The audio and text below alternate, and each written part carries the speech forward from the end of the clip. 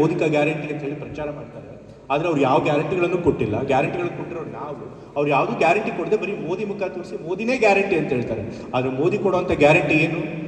ಬರೀ ಕೋಮು ಗಲಭೆ, ಹಿಂಸಾಚಾರ, ಧರ್ಮದ ಮಧ್ಯೆ ಜಗಳ ಹಚ್ಚುವಂಥದ್ದು, ಶಾಂತಿ ಸೌಹಾರ್ದತೆಯನ್ನು ಹಾಳು ಮಾಡುವಂಥದ್ದು, ಇದು ಮೋದಿ ಗ್ಯಾರಂಟಿ. ಸೊ ಹಾಗಾಗಿ ಸಮಾಜದಲ್ಲಿ ನೆಮ್ಮದಿಯನ್ನು ಕೂಡ ಈ ಮೋದಿ ಸರ್ಕಾರ ಹಾಳು ಮಾಡಿಬಿಡಿದೆ. ಮತ್ತೆ ಬ್ರಹ್ಮಾಂಡ ಭ್ರಷ್ಟಾಚಾರ. ಇವತ್ತು ಮೋದಿ ಸರ್ಕಾರ ಮಾಡಿರುವಂಥ ಭ್ರಷ್ಟಾಚಾರ ಇದೆಯಲ್ಲ, ಅಲ್ಲಿ ಪ್ರಪಂಚದಲ್ಲಿ ಎಲ್ಲೂ ಕಂಡು ಕೇಳದೇ ಇರುವಂಥ ಭ್ರಷ್ಟಾಚಾರ.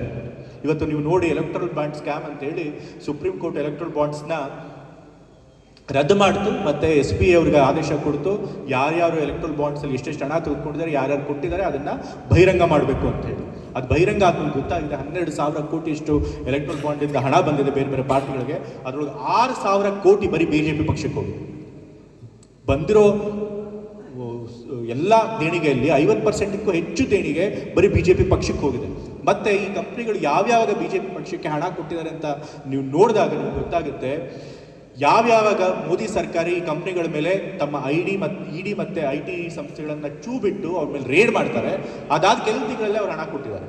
ಅಂತಂತಂದರೆ ಒಂದು ಚುನಾಯಿತ ಸರ್ಕಾರ ಇವತ್ತು ದೇಶದಲ್ಲಿ ಏನು ಮಾಡ್ತಿದೆ ಅಂತಂದರೆ, ದೊಡ್ಡ ಮಟ್ಟದಲ್ಲಿ ಸುಲಿಗೆಗಿಳಿದಿದೆ. ಪುಡಿ ರೌಡಿಗಳ ಥರ ಸರ್ಕಾರ ಇವತ್ತು ಸುಲಿಗೆಗಿಳಿದಿದೆ.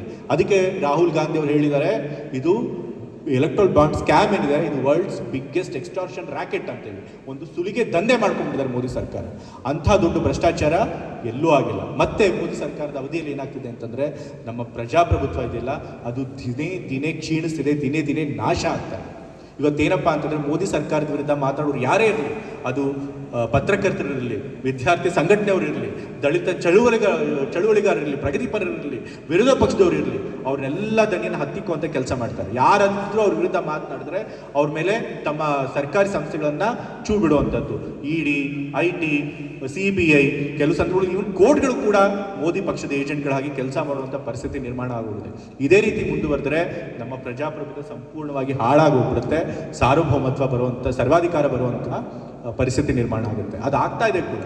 ಇವತ್ತು 2 ಸಂಸ್ಥೆಗಳು ಅವು ಪ್ರಪಂಚದಲ್ಲಿ ಯಾವ್ಯಾವ ದೇಶದಲ್ಲಿ ಪ್ರಜಾಪ್ರಭುತ್ವದ ಪರಿಸ್ಥಿತಿ ಹೇಗಿದೆ ಅಂತ ಹೇಳಿ ಅವರು ಕೂಡ ಅಧ್ಯಯನ ಮಾಡ್ತಾರೆ. ಫ್ರೀಡಮ್ ಆಫ್ ವರ್ಲ್ಡ್ ಅಂತ ಹೇಳಿ ಒಂದು ಅಮೇರಿಕ ಸಂಸ್ಥೆ ಅದು ಹೇಳಿದೆ, ಇವತ್ತು ಭಾರತದಲ್ಲಿ ಸಂಪೂರ್ಣವಾದಂಥ ಸ್ವಾತಂತ್ರ್ಯ ಇಲ್ಲ, ಭಾಗಶಃ ಸ್ವಾತಂತ್ರ್ಯ ಮಾತ್ರ ಇದೆ ಅಂತ ಹೇಳಿದೆ.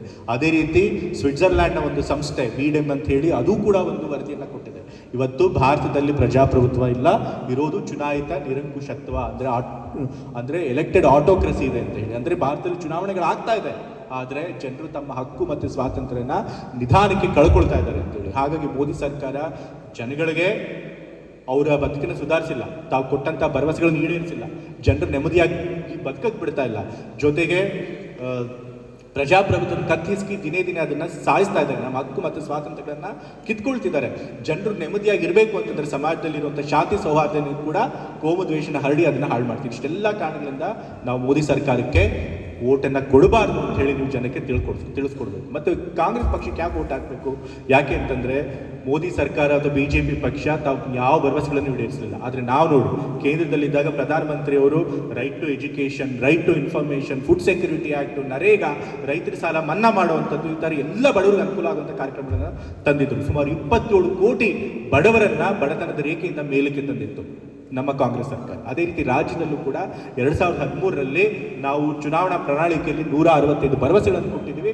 ಅದರೊಳಗೆ 158 ಭರವಸೆಗಳನ್ನು ಪೂರೈಸಿದ್ವಿ. ಪ್ರಣಾಳಿಕೆಯಲ್ಲಿ ಇಲ್ಲದೆ ಇರುವಂಥ ಇನ್ನೂ 30 ಹೆಚ್ಚಿನ ಕಾರ್ಯಕ್ರಮಗಳನ್ನು ಕೊಟ್ಟಿದ್ವಿ. ಹಾಗಾಗಿ ನಾವು ಕೊಟ್ಟಂಥ ಭರವಸೆಗಳನ್ನು ಜನರಿಗೆ ಈಡೇರಿಸಿಕೊಟ್ವಿ. ಅದೇ ರೀತಿ 2023 ಚುನಾವಣೆಗಿಂತ ಮುಂಚೆ ನಮ್ಮ ಪ್ರಣಾಳಿಕೆಯಲ್ಲಿ 5 ದೊಡ್ಡ ಗ್ಯಾರಂಟಿಗಳನ್ನು ಘೋಷಣೆ ಮಾಡಿದ್ವಿ. ವರ್ಷಕ್ಕೆ 58,000 ಕೋಟಿ ಖರ್ಚಾಗುವಂಥ ಕಾರ್ಯಕ್ರಮಗಳು. ಅಷ್ಟೆಲ್ಲ ಕಾರ್ಯಕ್ರಮ, ಅಷ್ಟು 58,000 ಕೋಟಿ ದುಡ್ಡು ಕೂಡ ಜನರಿಗೆ ನೇರವಾಗಿ ಬೆನಿಫಿಟ್ ಆಗುವಂಥ ಕಾರ್ಯಕ್ರಮಗಳು. ಈಗಾಗಲೇ ಪೊನ್ನಣ್ಣ ಅವರು ಮಾತನಾಡ್ತಾ ಹೇಳಿದ್ರಲ್ಲಿ, ಸುಮಾರು ಈ ವಿಧಾನಸಭಾ ಕ್ಷೇತ್ರದಲ್ಲಿ 54,000 ಕುಟುಂಬಗಳು ಬೇರೆ ಬೇರೆ ಈ ಕಾರ್ಯಕ್ರಮಗಳಿಂದ